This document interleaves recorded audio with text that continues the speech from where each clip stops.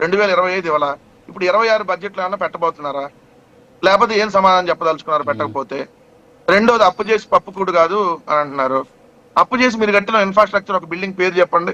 అమరావతి అప్పులు సపరేటు, అమరావతి అప్పులు separate, corporation అప్పులు సపరేటు, మామూలు అప్పులు సపరేటు. ఈ మొత్తంగా మీరు 20 నెలల కాలంలో చేసిన అప్పు, 2 సంవత్సరాల్లో కాదు, కేవలం 20 నెలల కాలంలో చేసిన అప్పు 3,25,000 కోట్ల రూపాయలు. ఇది 20 నెలలు రోజుకి 500 కోట్లకు పైగా అప్పు చేస్తున్నారు. మనకేం ఒక మెడికల్ కాలేజ్ కట్టడానికి డబ్బులు లేవు, చేత కాదు. ఎందుకంటే మన దగ్గర డబ్బులు లేవంటున్నాం. స్పెషల్ ఫ్లైట్ లో 3 తిరగడానికి డబ్బులు ఉన్నాయి. ఉప ముఖ్యమంత్రి, ముఖ్యమంత్రి కొడుకు, ముఖ్యమంత్రి పొద్దున మాదాపూర్ లో బయలుదేరితే మళ్ళీ సాయంత్రానికి మాదాపూర్ లో ఉంటాం. ఏది స్పెషల్ ఫ్లైట్ లో వాటికి డబ్బులు ఉన్నాయి. అప్పులు చేసి పప్పుకూడు కాదన్నారు కదా. ఒక్క స్కూల్ మీరు బాగు చేసింది చెప్పండి 20 నెలల కాలంలో. లేదు ఒక గ్రామ సచివాలయం కట్టామని చెప్పండి, ఇది ఒక డిజిటల్ లైబ్రరీ కట్టామని చెప్పండి. ఏంది మీరు అప్పులు చేసి పప్పుకూడు కాక ఏం చేస్తున్నారు? అప్పులు చేసి మీరు పప్పుకూడు తింటున్నారు, ప్రజలకు పెట్టట్లా. మీరు దోచుకోవడానికి అప్పులు చేస్తున్నారు.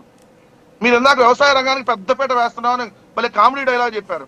ఈ రోజు ఆంధ్రజ్యోతి పేపర్ చూడండి, ఎన్టీఆర్ జిల్లా ఎడిషన్. మీరు చూస్తే ఈ పేపర్ ఓపెన్ చేయగానే అది కామన్ గా వచ్చింది కాబట్టి ఒకసారి ఓపెన్ చేస్తే యూరియా అందట్లేదని చెప్పి వాళ్ళ వార్త. ఏది ఆంధ్రజ్యోతిలోనే యూరియా అందట్లేదు, జగ్గయ్యపేటలో ఒక్క బస్తా యూరియా కోసం రైతుల పాటలు. జగ్గయ్యపేటలో ఒక్క బస్తా కూడా అందం దుస్థితి.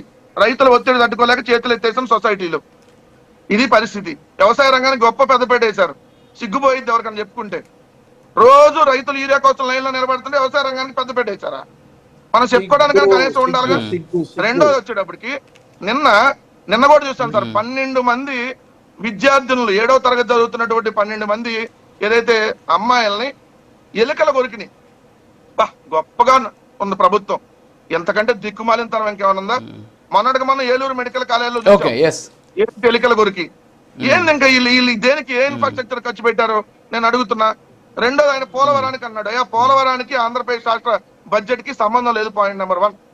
ఆంధ్రప్రదేశ్ రాష్ట్రంలో అప్పులకి పోలవరానికి సంబంధం లేదు. నెంబర్ 2, అది కేంద్రం ఇచ్చేటటువంటి డబ్బులు. కేంద్రం ఇచ్చేటటువంటి